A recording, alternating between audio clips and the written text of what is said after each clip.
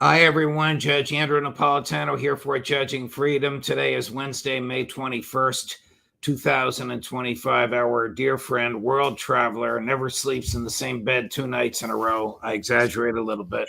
Pepe Escobar joined us. Now, Pepe, you're in Thailand, but you just got back from Iran. Am I right? Yes, yes, Judge. And back I, to I Russia have a too. lot of questions for you about the Yes, Iran preparations for either an economic or a military onslaught from the United States. But first, let's start with your general impressions of Iran. You wrote a fascinating piece about the international north-south transportation corridor. So tell us generally your impression of international commerce in Iran, culture in Iran, and now the sad part, the attitude in Iran towards Western demonization. absolutely. I wish I had 3 hours, Judge. So it's going to So be do the I. Hollywood. So do I. So it's going to be the Hollywood pitch. I was extremely privileged because before going to Iran over a month ago, I had asked our gracious hosts, "Can you arrange 2 trips for me? I want to go to the Caspian and I want to go to the Persian Gulf and then the Sea of Oman because I want to do a special on the international north south transportation corridor, which is Russia, Iran, India, 3 major BRICS nations." So I got there, and in the first day, it's a gift from heaven. I had a crew of 6, extremely professional, because they wanted to turn a documentary about my investigation. So this was really a gift because we had all the permits, we had all the infrastructure, the logistics were taken care of, and we could go anywhere we wanted and talk to anybody we wanted. And this is going to be, of course, it's going to go through editing, post-production. When it will be out, it's a made in Iran documentary, but it will circulate a lot in Eurasia. But answering your question briefly, I had finally the full dimension of a groundbreaking geoeconomic development project like the North-South Corridor, which starts in St. Petersburg, Moscow, goes to Astrakhan, Russian ports of the Caspian, crosses the Caspian. When you say corridor, is this a highway? Is it a communications facility? Is it a series of villages? What is it? This is an old school map, Judge. How cool is that? Wow. Because this old school map was given to me by an Iranian specialist in trade corridors. So I carry it with me everywhere because it explains graphically and very simple the itinerary of the. You can see it on top, St. Petersburg and Moscow. You see Right. the Caspian. You see crossing Iran from north to south to Bandar Right. Abbas, and then down there arriving in Mumbai in India. Wow. So this is the answer to the From Suez St. Canal Petersburg to Mumbai. to Mumbai, across Iran, across the Caspian and across Iran. So Right. that's why it's so important because it's the BRICS, these 3 BRICS alternative to the Suez Canal, faster, cheaper, and immune to sanctions. So Let the me just repercussions, repeat that because the yes, third part is very important. yes, Faster, cheaper, and immune to sanctions. sanctions. Absolutely. Don't forget that these 3 BRICS are under sanctions, and there will be more probably. So this is a project that has been discussed by the 3 of them for years, in fact, and it started to pick up speed last year, and particularly this year. The Let's say the remaining problem, which I also saw in front of me, is the Caspian. How from Astrakhan, the Russian port in the north of the Caspian, to the port of Bandar Anzali in the southern Caspian in Iran. When I arrived at the port of Bandar Anzali, George, my first question is, where is the port? There's no infrastructure. It's a very small port, and it's another example for all of us of the devastating effects of sanctions over decades. So there's no upgrading, no investment. So you have a very important port in the crucial Caspian Sea when you compare to the other ones, like Baku, for instance, which is a mega port, or in Turkmenistan, Turkmenbashi. The Iranian port is something like this. So it's going to need a lot of upgrading. So what is the Russian idea? Okay, we're going to build a railway on the western margin of the Caspian. It could be ready between 2 or 3 years, and then it's going to be very, very fast. Or they use a network of roads from southern Russia through Kazakhstan, Turkmenistan, arriving in Tehran. But you only see the challenges when you go there and you actually, it's in front of you. Same thing when I arrived in Bandar Abbas in the Persian Gulf, which is a mega port in the Persian Gulf. By the way, Judge, 39 kilometers only away from the Strait of Hormuz. My first question was, okay, can I see the Strait of Hormuz from here? They said, no, it's over there because it's 39 kilometers. And it's also always foggy, but it's over there. And when you leave Bandar Abbas we took a flight from Bandar Abbas to Chabahar. You go over Hormuz Island, which is one of the most important islands in the Strait of Hormuz. And why this is also important in the middle of everything that is happening. Don't forget that only a few days ago, there was another American threat. We're going to block Iran from exporting all their oil.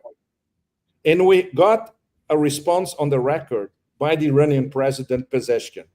If you block our oil, you're going to block everybody's oil, which translated means we block the Strait of Hormuz.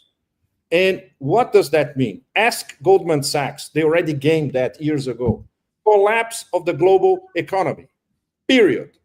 A barrel of oil going to 200 or maybe 500. So, they have their cards. They don't advertise them, right? But it was great to see the geoeconomic potential of the corridor on the spot. And when I arrived at the icing on the cake, which is the port of Chabahar in the Sea of Oman, close to the Arabian Sea, absolutely impeccable in terms of a booming town. It's going to be one of the big places in the future. And alongside, which was a dream of mine for years, I wanted to go to the Iran-Pakistani border. And finally, this time I made it, but I made it by boat. I arrived at a fishing village on the border. I rented a boat, so I arrived at the maritime border of Iran, Pakistan, without Salafi jihadis, without MI6, without CIA, without cross-border terrorism, you name it. Wow. So you wrote about going to a bazaar to buy a rug. Yes. And the rug merchant relocated to Portugal, and the Exactly. young man who had his rug business talked to you about the Western demonization of Iran. Absolutely. What did he tell you? One among many that I had this conversation, Judge, in Tehran, in Isfahan, in Qom, when I visited the shrine of Masumeh, the daughter of Imam Musa. We arrived at the shrine at 2 a.m. It's one of the most extraordinary spiritual experiences on earth, to wander around the shrine like that in the middle of the night with very few pilgrims reading the Quran. But this guy that I met at, I was looking for a friend of mine who relocated to Portugal because of bad business. And he told me, of course, look at Turkey. Turkey has 40 million tourists a year. We have 2 or 3, literally. Meaning in all of Iran. No, he was saying metaphorically in all of Iran, but Wow. applying to the bazaar itself, because the tourists that you see in the bazaar nowadays, most of them are from Central Asia, Persian Gulf, and a few from China. But the hard-spending Americans, Canadians, Europeans, nowhere to be seen. Part of the demonization campaign and part of this campaign to basically instill inside people in the West that it's very dangerous to travel to Iran. On the contrary, it's one of the safest countries on earth. And I've been to a lot of hellholes all over the world. It's a completely different story. Iran is extremely civilized, extremely safe. Do you have your finger on the pulse of the Iranian perception of President Trump? Yes. I talked a lot about it in Tehran with diplomats, with high-ranking media executives, with academics a lot, with even theologians. We had Shiite theology discussions in Tehran. Just to give you and our audience the intellectual level of Iran in terms of their best universities, in terms of how capable people are, not only in physics, mathematics. This is when we visit the IRGC aerospace complex, for instance, where we saw several generations of Shahid drones, several generations of Fateh missiles, but in humanities as well, in philosophy. They know the history of Western philosophy from A to Z, and they compare with Shiite theology, and they love to discuss this with foreigners. So it's really at the highest level. In terms of Trump, it's complicated, as usual. Nobody believes in Trump 2.0 promises to solve the so-called nuclear deal or new JCPOA 2.0, because the fact that Trump canceled the original JCPOA left a profound impression all across Iran, and I mean the whole spectrum of society. So basically, rule number one, which is what Ayatollah Khamenei is always saying, we cannot trust the Americans. But there's the benefit of the doubt this time because, okay, Arakshi is discussing with Witkoff. At least they seem to be understanding each other a little bit. There's going to be another meeting this Friday in Rome, in fact. So at least the negotiations continue. But at the same time, the threats continue every week. And in Iranian media, it's all over the place. In Iranian media, in Farsi, it's all over the place. So you have the front page, Trump saying, if there's no deal, I'm going to bomb Iran. Then the next day, we're going to, if they don't go for zero uranium enrichment, there's no deal. And then I'm going to block them exporting their oil. So this is what in the Iranian unconscious, this is what's, imprinted virtually every day. So because there's no diplomacy on the American side, it's basically a series of threats. Right. Please. Let me switch gears a little bit. In your view, is the West, I'm thinking of France, Great Britain, and Canada, beginning to recognize the horrors of the genocide in Gaza? Apparently, yes, Judge. But there are, I would say, to quote Monty Python, a whiff of a sign that they're starting to get the picture, but not exactly deep inside. We're going to see the next, because the fact that the legitimation of the genocide by the fragmented collective West is going to be a tremendous blowback to all these so-called political leaderships across the West. They're starting to see that it's going to hit them sooner rather than later. So they're trying to get away from it. Right. Let me play for you a very disturbing clip. It's in Hebrew, but English translation of a former member of the Knesset.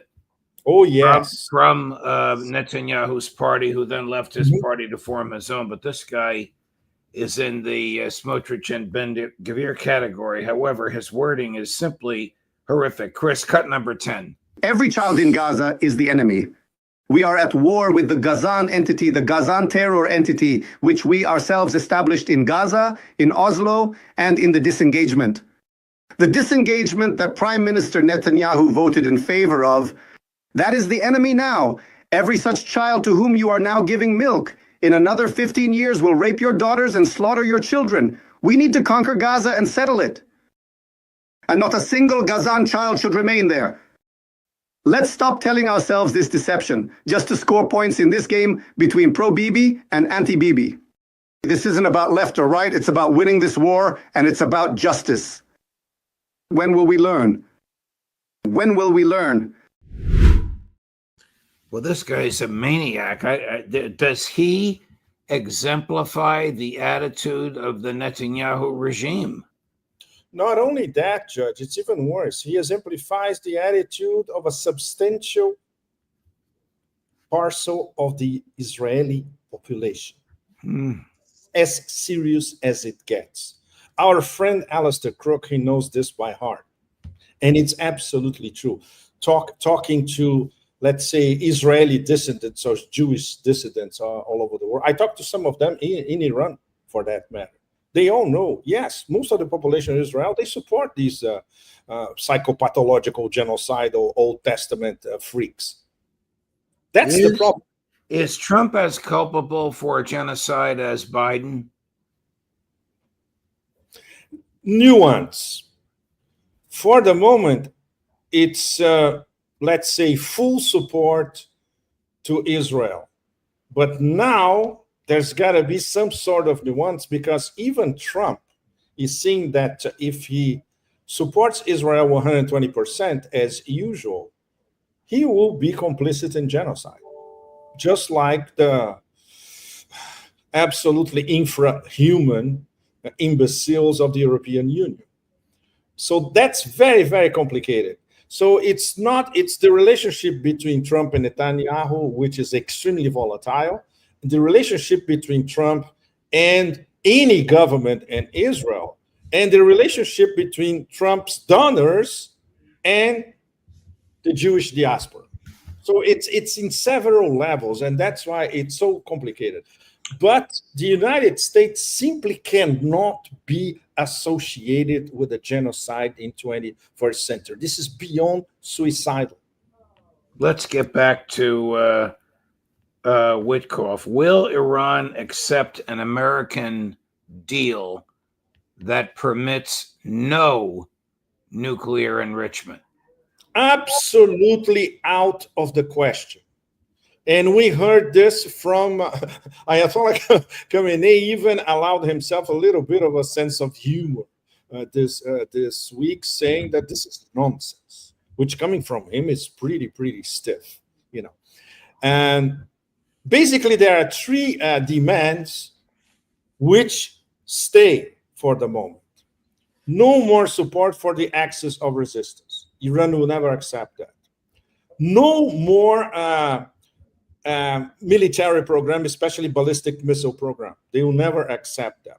And no more enrichment for their civilian nuclear program. They will never accept that as well. So to start with, there's zero dialogue to start with, because these are impositions on the American side. I assume, we are all assuming that Witkoff and Arakshi are discussing some details about this on the table. We don't know. First of all, because there's no table. It's the Omani messengers, right? So it's not direct. They don't meet person to person? No, they don't meet person to person. They don't meet person, but not yet, at least, which is completely absurd. So the Omanis are doing the back and forth, the messengers back and forth. Why can't Iran have a nuclear weapon as a buffer to the Israelis? The technical answer to your question, Judge, and this is the spiritual Shiite theology answer, because it's un-Islamic. This started with Ayatollah Khomeini, and it was reiterated by also a fatwa by Ayatollah Khamenei. But Khamenei's top advisors on foreign policy, including a very important guy who this week basically told the Americans, look, think twice if you're planning to attack Iran. Javad Larijani, very, very important. He's a former top advisor on everything, including foreign policy, to Ayatollah Khamenei. And the IRGC people, we talked to some of them in Tehran, not with the heads. It was very, very difficult. All of us who were there, we tried to get an interview with the top leadership of IRGC. It's very complicated. But what we managed to get from people close to them as well is that we will protect our nuclear program, we will protect our military program, and we won't bow down to any imposition by the Americans. If they don't respect us and we have a discussion as equals on the table, nothing's going to happen. How will, I'm going to use the Pepe Escobar phrase, pardon me, how will Iran tackle the U.S.? Stated differently, what will Iran do if Israel and the U.S. attack? Well, we had already a glimpse, which was the first time coming directly from the president, not from IRGC, not from so-called hardliners in the West. We'll block the Strait of Hormuz, and we're going to attack all your bases, everything that you have in West Asia. And I'm sure the guys at the Pentagon got this message because they know Iran has the capability to do that in a flash.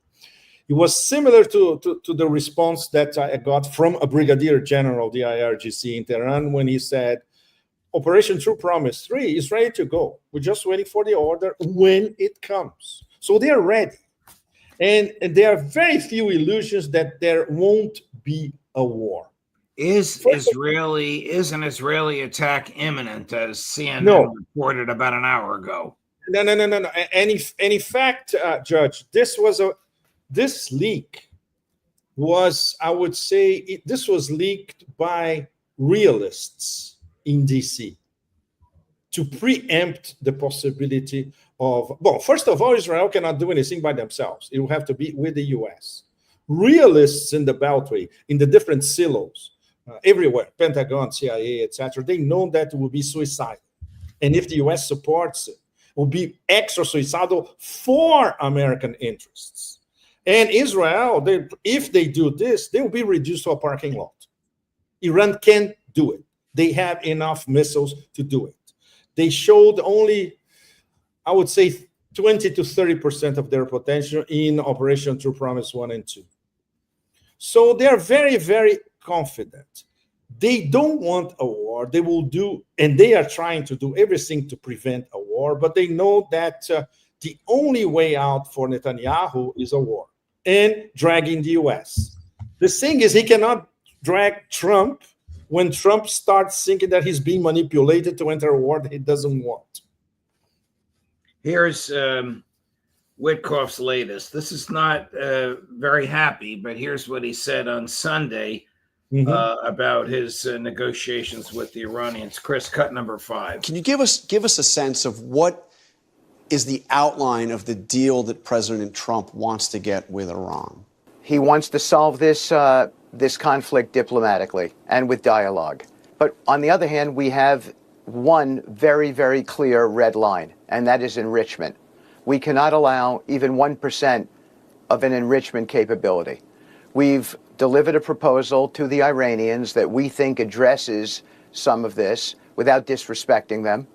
And so that's important. We want to get to a solution here, and we think that we will be able to.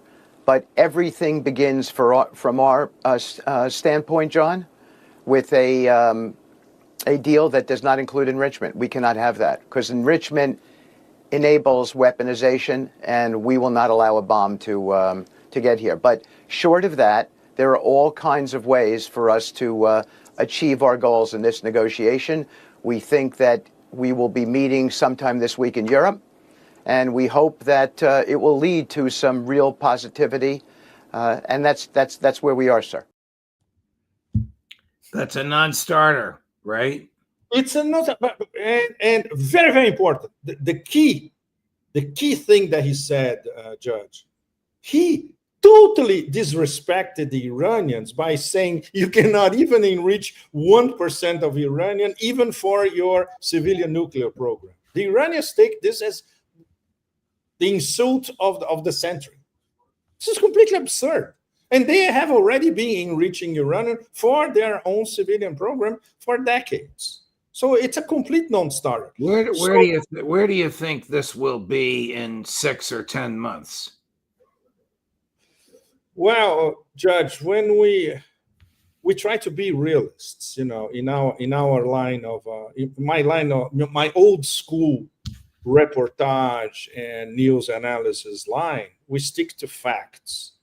And the problem is the American government and this administration, it's not facts, it's narratives, clashing narratives, superimposed narratives, twisted narratives, narratives that change from one day to another because there's no tactic and there's no strategy, especially. And that's why these two, it's very, very important because these are the two parallel key negotiations going on now that will define the next few years, at least, or decades. Russia, US on Ukraine, and US, Iran on the so it's not the nuclear deal. It's Iran as a great power, as a great regional power, which is something that Israel simply cannot accept. These are the two parallel negotiations. Got it. And it's no wonder that the US is stuck on both. Pepe Escobar, a pleasure, my dear friend. I don't know how you do it, but thank you very much. I have no idea what the time is where you are, but you're as lively as ever. God bless you. Thank you for all your insights. Thank you for sharing the benefits of all your travels. We'll look forward to seeing you again next week from wherever you might be. Hope to see you soon, Judge. And you know what I mean, right? Yes, yes. Thank you. Thank you, my man. All the Thank best. you. Thank you so much. Thank you. So coming up at 2 o'clock, Matt Ho, who we are happy to welcome back to the program, and some fireworks on the floor of the Congress involving Marco Rubio, which we'll share with you at that time. At 3 o'clock, Phil Giraldi. And at 4 o'clock, not a happy man, ready to explode, and always worth waiting for, Scott Ritter. Judge Napolitano for Judging Freedom.